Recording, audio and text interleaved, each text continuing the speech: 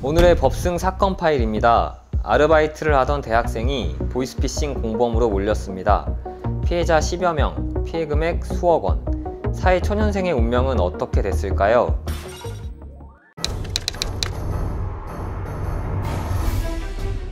안녕하세요. 법무법인 법승의 양원준 변호사입니다.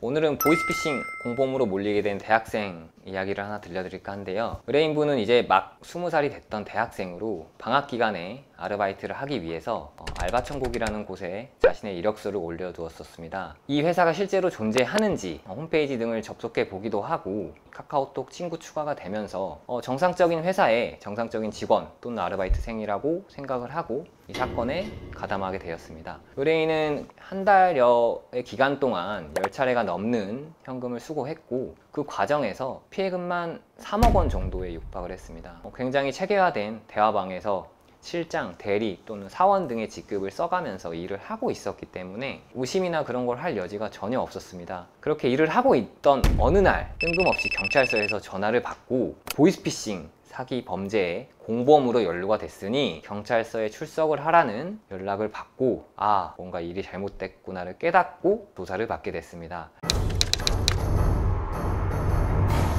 의뢰인에게 적용된 혐의는 통상적으로 사기죄 또는 사기미스죄가 적용이 되는데요. 그뿐만 아니라 은행 명의의 완납증명서 또는 금융감독원 등을 사칭하는 증명서 등을 건네주기 때문에 사문서 및 공문서 위조 및 위조 사문서 행사죄가 추가가 돼서 총 6개의 혐의가 적용이 된 상태로 재판을 받게 됐습니다. 보통의 경우라면 구속이 불가피한 사안이었는데요. 의뢰인분은 결국에는 무죄를 받게 됐습니다. 어떻게 됐는지 지금부터 같이 살펴보도록 하겠습니다.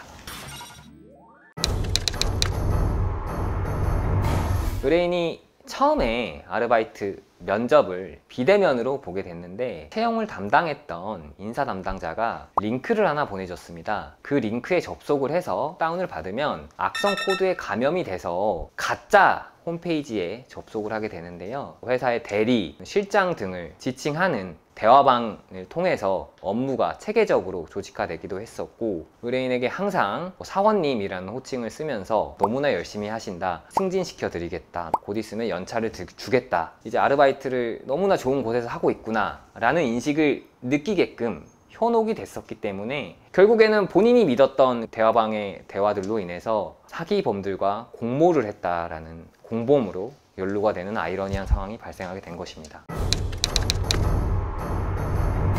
사기죄의 무죄를 다투는 경우에 가장 큰 쟁점이 되는 건 무엇일까요? 결국에는 편취의 범위가 있었느냐, 즉 사기의 고의가 있었느냐가 가장 큰 쟁점이자 거의 유일한 쟁점입니다. 저희는 일단 피해자들을 증인으로 불러서 실제 의뢰인이 피해자분들에게 자신의 번호를 직접 건네주기도 하고 사진 촬영에 응해주기도 하였습니다. 피해자들의 증언을 통해서 생생하게 현출이 될 수 있도록 노력을 하였고요. 그 밖에도 피고인이 이동 간에 택시를 자신 명의의 체크카드로 결제를 해서 그러한 내역이 모두 남아 있었던 점이나 공인된 구직 사이트인 알바천국 같은 곳에서 이력서를 올리고 일을 구하였기 때문에 정상적인 채용 절차를 거쳤다고 믿을 수밖에 없었던 점, 저명한 회사에서 보내준 링크에 접속을 했더니 그 회사 실제 홈페이지에 들어가게 됐고 실제로 존재하는 회사라고 확인이 됐고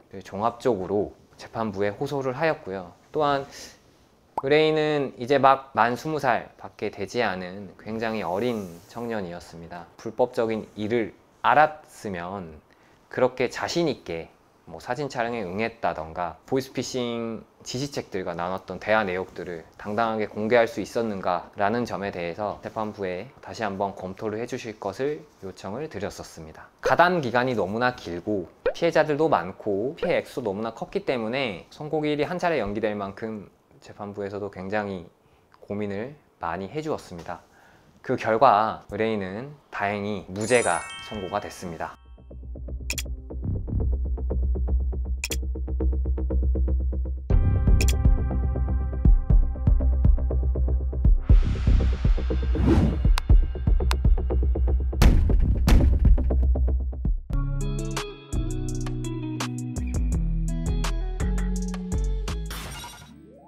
네, 다행히 의뢰인분은 보이스피싱 범죄에 대해서는 무죄를 선고받았지만 아직도 많은 분들이 억울하게 처벌을 당하고 있습니다. 보이스피싱 범죄에 연루되지 않으려면 어떻게 해야 될까요? 일반적으로 저희가 생각을 했을 때 하는 일에 비해 보수가 너무나 과다하다거나 외근직인이 방문하지 않으셔도 된다라거나 뭐 이런 점들만 주의를 해도 크게 걱정하실 거는 없지만, 그럼에도 사실 보이스피싱 범죄는 정말 아직까지도 나날이 그 방법이나 수법이 너무 다변화되고 전문화돼서 저희가 예측을 할 수 없는 게 사실입니다. 그래서 안타까운 일들도 많이 발생을 하고 있습니다. 그럼에도 혹시라도 실수로라도 한두 번 가담을 하게 되셨더라도 너무 당황하지 마시고 그때라도 바로 경찰서에 가서 신고를 빨리 하시는 게 사건이 커지기 전에 막을 수 있는 방법이라고 생각이 됩니다. 많은 그 보이스피싱 현금 수거책 분들이 일을 하시게 되면서 순간순간 이상하다는 느낌을 많이 받기도 합니다. 나보다 상급자 또는 권위자가 괜찮으니까 믿고 하세요 라고 말을 하면 의심 없이 또다시 일을 하게 되죠. 현금 수거책에 연루됐던 많은 분들이 사회적으로 어렵고 취업이 잘 안 되거나 생계를 위해서거나 용돈을 벌기 위해서 시작하는 경우가 많습니다.